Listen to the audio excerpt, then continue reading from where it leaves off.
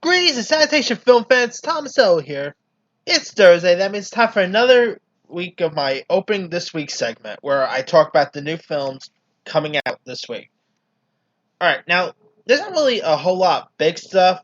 There's like two major wide release films, and the others are like small affairs. And there's like two Netflix films, and so this shouldn't take too long. All right, the big film opening this week is Xmen: Dark Phoenix. Now, I'm saying now, the reviews for this has the reviews pretty much was released yesterday, and they are not looking good. Here, as we speak, Dark Phoenix is holding up a 22% on Rotten Tomatoes. Ooh, jeez, that's not looking good. I mean, it's literally the lowest rating X-Men movie. Like, X-Men Origins Wolverine is higher than that. And I believe, let me double check. And I believe Last Stand is also higher. Let me see if I'm right.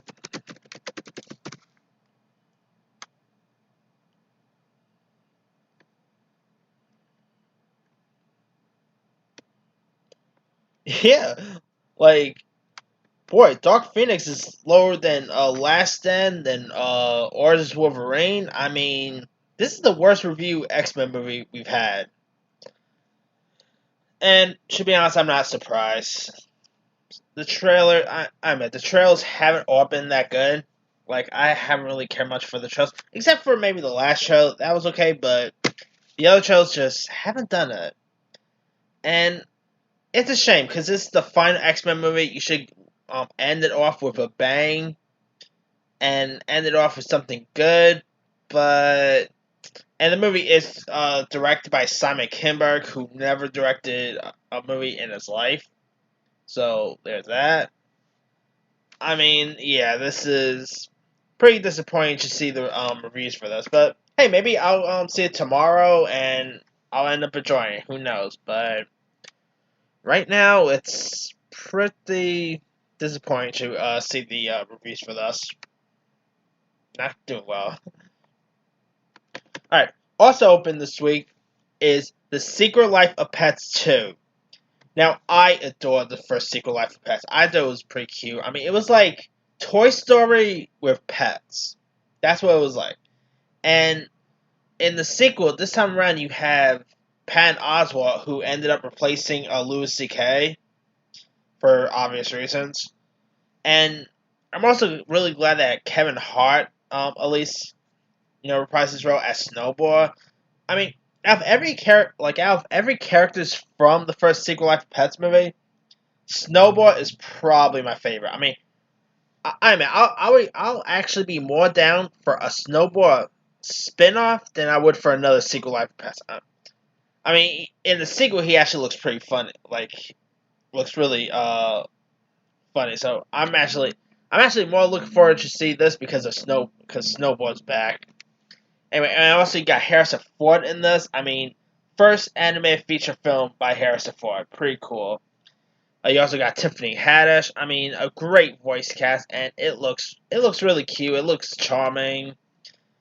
I'm really pumped to see this, and hopefully it'll be as good as the first film. And it's being released by Illumination, who has made some really high profile films. Like, I really like their Despicable Me films, including Minions. I mean, the first Secret Life of Pets, Sing, we're getting a Sing 2. The Grinch. Illumination is going up there as probably one of the better anime studios. Maybe right after DreamWorks or Pixar. But yeah, I cannot wait to see Secret Life of Pets 2. It just looks delightful and looks really fun, and it'll be interesting to see how Secret Life of Pets 2 is. Oops, sorry. Now, also, other films that's coming out this week are, like I said, X-Men: Dark Phoenix and Secret Life of Pets 2 are like the only bigger films out this week. But now I'm gonna talk about the smaller affairs. All right. Also opening this week is Late Night. Now, Now, Late Night stars Emma Thompson and Mindy Kaling, and in it, Emma Thompson plays a legendary late night talk show host whose world is turned upside down when she hires her only female staff writer, played by Mindy Kaling. And so, like originally intended to smooth over diversity concerns, her decision has unexpectedly hilarious consequences as the two women, separated by culture and generation, are united by their love of biting punchlines. This looks pretty funny. It looks generic. I mean, I like Mindy Kaling. She is hilarious. Emma Thompson. I mean, that woman could do no wrong. Last night I just did my top 10 favorite Emma Thompson movies. She's a terrific actress, and she's a legendary. And this looks pretty funny, and I'm really curious to sing it. Also opening this week is a film called The Last Black Men in San Francisco. Now, in the film, it's about a character named Jimmy Fails, who that's actually his name. In it, he dreams of reclaiming the Victorian home his grandfather, played by Danny Glover, built in the heart of San Francisco. So he's like joined on his quest by his best friend Mont, and played by Jonathan Majors. And so Jimmy searches for belonging in a rapidly changing city that seems to have left them behind. Now, believe it or not, the character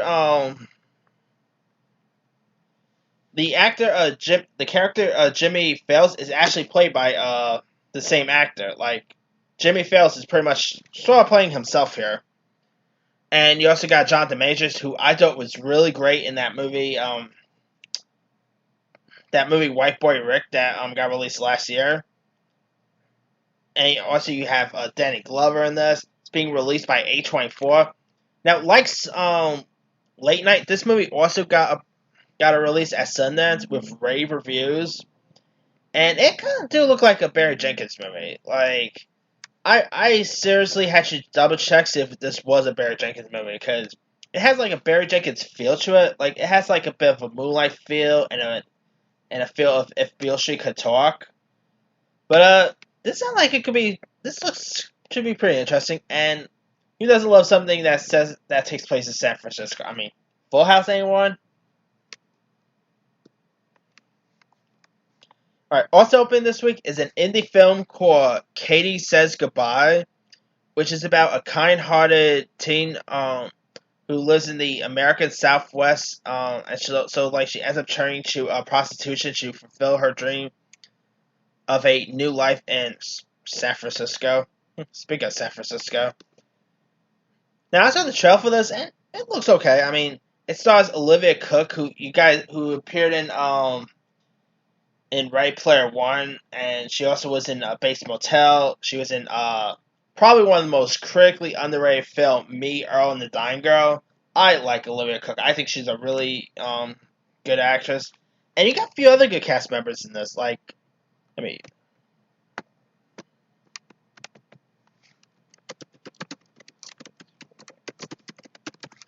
besides Olivia Cook, the other cast in this also includes Mary Steenburgen, Jim Belushi, Kerr Gilchrist from Atypical fame. Yeah, this looks like it could be something pretty interesting, and I'm hoping Olivia Cook will become like a big name star in the near future, because she's a really good actress, and if you guys still haven't seen Thoroughbreds last year, she really won me over more in Thoroughbreds.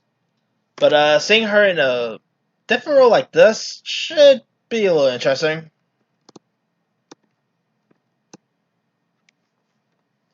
Alright.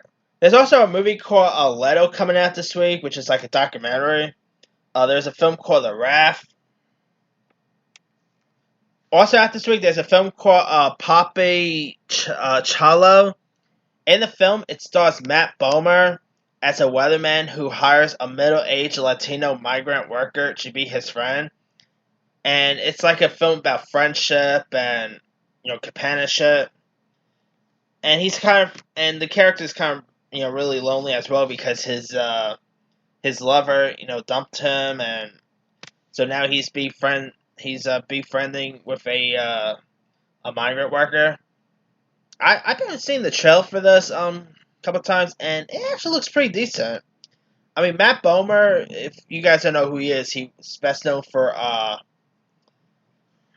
he was in the Magic Mike movies. What else was he in? I think he was also on the show White Collar.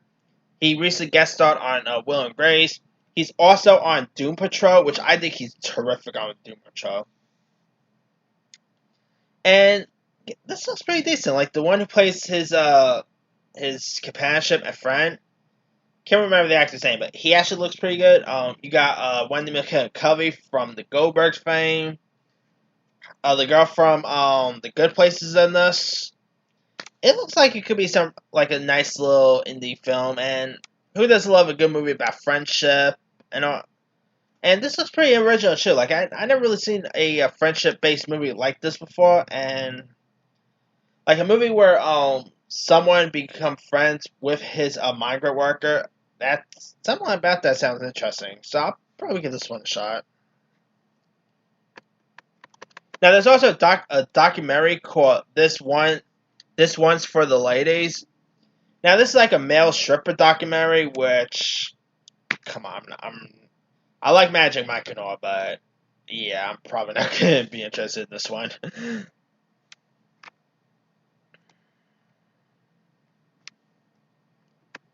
Alright. There's also a documentary out this week called Pavarotti, which is directed by Ron Howard, who also who's no stranger for for music documentaries because he directed the Beatles 8 Days a Week. And the film is a film that lifts the current on the icon who brought opera to the people, and it's about legendary opera singer. I'm gonna butcher this name, so my bad. Luciani Pavarotti, and this film, features. It also features interviews by music artists like Bono and loads of others. I think this looks pretty interesting, but I'm probably not going to be into it, to be honest with you, because I'm not really that much of an opera guy. I can't really never get into opera. I mean, opera is just a little annoying, to be honest with you. Except although I do kind of like some opera movies, like Family Opera is good, Repo the Genetic Opera, but opera like this, I'm not really all that fond with. I know opera has its fan base, but sad to say I'm not one of them. But hey, anything Ron Howard directs, I'll check out. But yeah, I do like Ron Howard. I mean, come on, Opie. He's a great director as well. So now there's also another documentary called "Framing John DeLorean," and the film recounts the extraordinary life and legend of controversial automaker of John DeLorean, who was a controversial automaker, and so like tracing his meteoric rise through the ranks of General Motors, his obsessive quest to build a sport car that would conquer the world, and his shocking fall from grace on charges of cocaine trafficking, interweaving a treasure trove of artificial footage with dramatic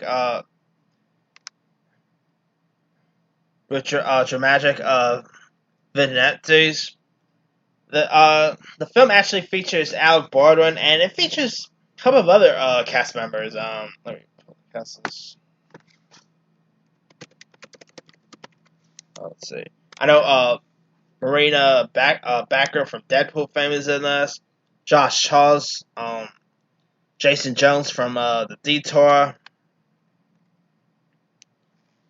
Yeah, I mean, this looks interesting, and you got Alec Baldwin who's playing John DeLorean, and Alec Baldwin is just awesome. I mean, he can play. He's no stranger at playing real life people. I mean, he's great at. I don't try to get political in any of my videos, but Alec Baldwin playing Donald Trump on Saturday Night Live is perfect. And of course, yesterday it was just announced that Comedy Central was going to have a Comedy Central roast of Alec Baldwin, which I'm actually really looking forward to check out. But framing John DeLorean, I mean, I don't know much about John DeLorean. Like, I don't really know a whole lot about people behind behind cars. Of course, the trailer for Ford versus Ferrari just got released. It looks good, despite me not really knowing anything about the story, because I don't really know much about, like auto racers or anything like that. But I do love me a good true story aspect, and this looks like it could be something pretty interesting.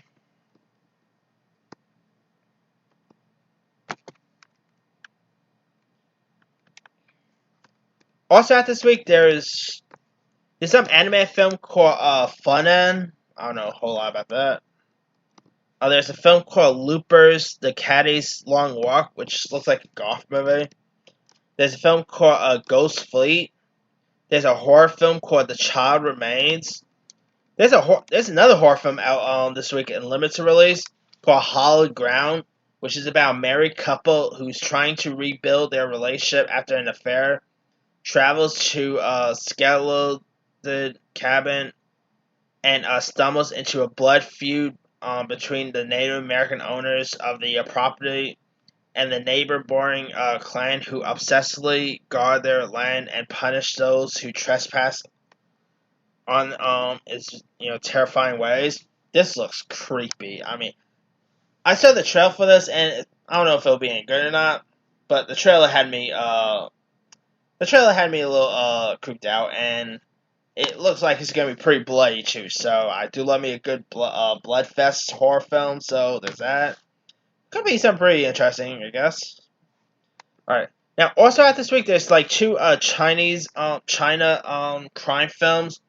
There's one called The Gangster, The Cop, and The Devil, which stars China actors Don Lee and Kim Mo Yao. And you also got another China film called Chasing the Dragon 2, Wild Wild Bunch, which stars Hong Kong actor Tony Leung Ka Fai and Louis Ko. Now, I have watched China based movies before, like Inferno Affairs. I have seen that's a pretty good one. Like AMC Empire 25 down at 42nd Street, they'll show lots of these like China crime based movies. And hey, I do get a kick out of some of them, so maybe I'll probably give these two a shot. Although I don't think I ever seen the first Chasing the Dragon film. I mean, probably did. I don't know, but these two probably could be interesting. Alright. There's also a film, like a sci-fi film called Project Afterga, which is about a group of strangers who's awakened aboard a alien spacecraft, and so like divided they will die together. They can find a way home. I saw the trailer for this, and it looks terrible. I'm not even bothering. Gotta check this one out. I mean, it looks kind of boring. Like I have no idea what's going on in this movie, and yeah, maybe I'll see if it comes on TV or whatever. But yeah, there's also a movie out this week called Abduction, which is a action movie with Scott Adkins. Lots of people there's lots of people who wanted Scott Adkins to play Batman. I mean, he's cool. I like Scott Adkins. He does great martial arts stuff, but he's not. He's not that strong of an actor. I mean, he's a cool action star, but as an actor, I mean, there's action stars who are just great action stars, kind of like Steven Seagal and all. But sometimes action stars aren't always the best actors. I don't know if that makes any sense, but anyway, Scott Adkins, he does some hit and miss stuff here, and I don't know. I saw the trailer for this, and it just looks like a generic B movie. Looks like it could be loads of fun, and yeah, Scott Adkins does a lot of these odd B movies based movies. I don't know.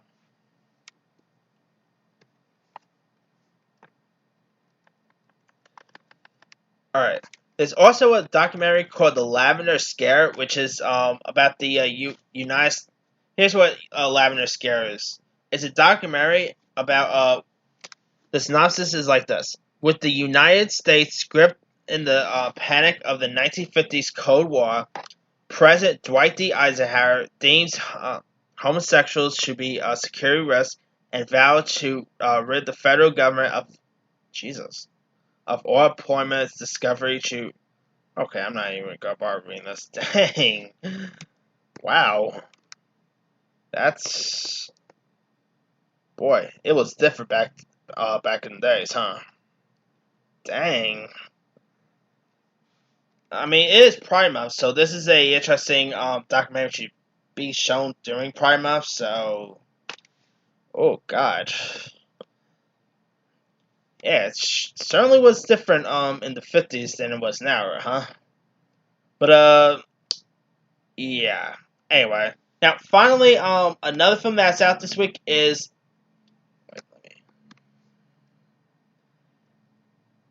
Is a movie called Changeover. Now, this movie stars and is directed by Seth Green, who's of course best known for voicing Chris Griffin on Family Guy. He created Robot Chicken. He played Scott in Austin Powers. I mean, come on, who didn't love Scott in the Austin Powers movies? Even though his character was a bit of a douche, he was still a pretty funny character.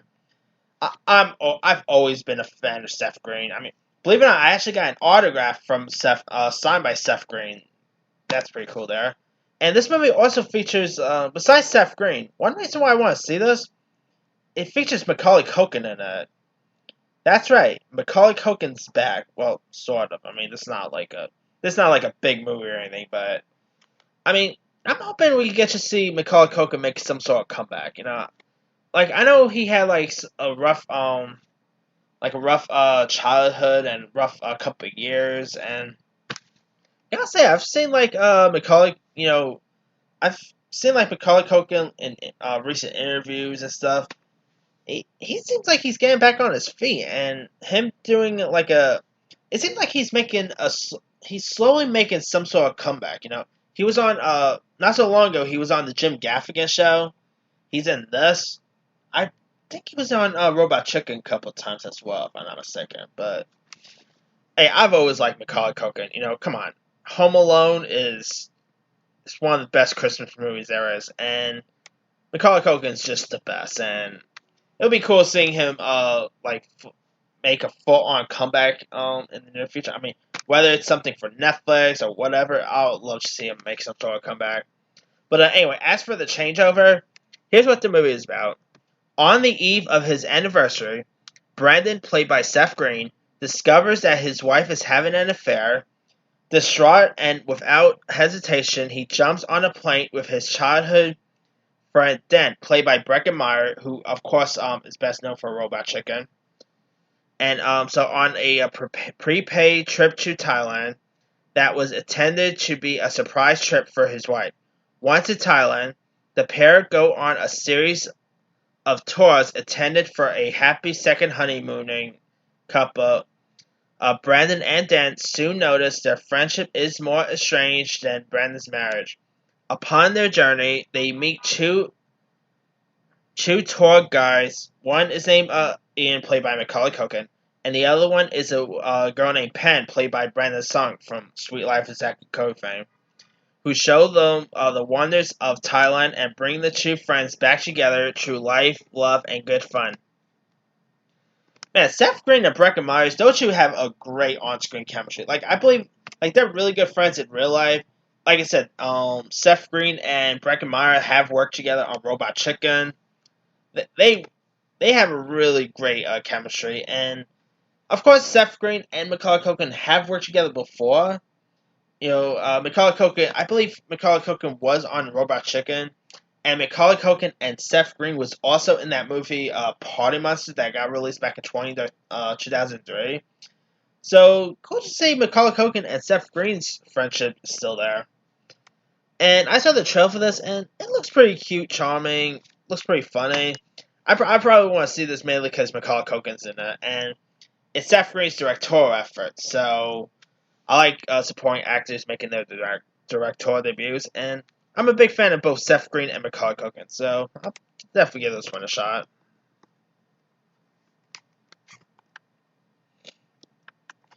Now, that's pretty much all the films coming to limited release in theaters. Now, coming to Netflix this week, there's a film called The Black Godfather, which is a documentary that look at the life and legacy of Clarence Avant, who is one of the most influential deal makers in music, entertainment, and politics over the last 60 years. I don't really know a whole lot about that, so I can't really comment on that. But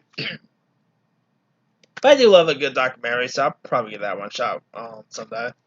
And now, speaking of Sundance, another film coming that's premiere on Netflix this week is another film that first premiered at Sundance, and that is a film called I Am Mother. The film I Am Mother is a sci-fi thriller about a teenage girl played by newcomer Clara Regard, who is the first of a new generation of humans to be raised by Mother, voiced by Rose Byrne, who's a robot designed to repopulate the Earth after the extinction of humankind. But the pair's unique relationship is strained when an injured stranger, played by Hilary Swank, arrives with news that calls into question everything daughter has been told about the outside world and her mother's intention. This is like an interesting sci-fi film. Like, I'm getting a bit of a Ex Machina vibe with this film, and this probably would not be a movie that will make any money in theaters. So pretty cool that Netflix snatched it up. But man, Netflix really needs to better at their marketing, because if I did not know anything about movies, I will literally not knew that I Am Mother's coming out this week. I mean, they really need to step up their marketing games, but it is what it is, I guess. And Hilary Swank, come on, she's a two-time Oscar winner. She's a great actress, and the movie also got really rave reviews at Sundance as well. So there's people who are really loving this film. So I'll probably give this one a shot, maybe on Netflix. Could be something pretty interesting.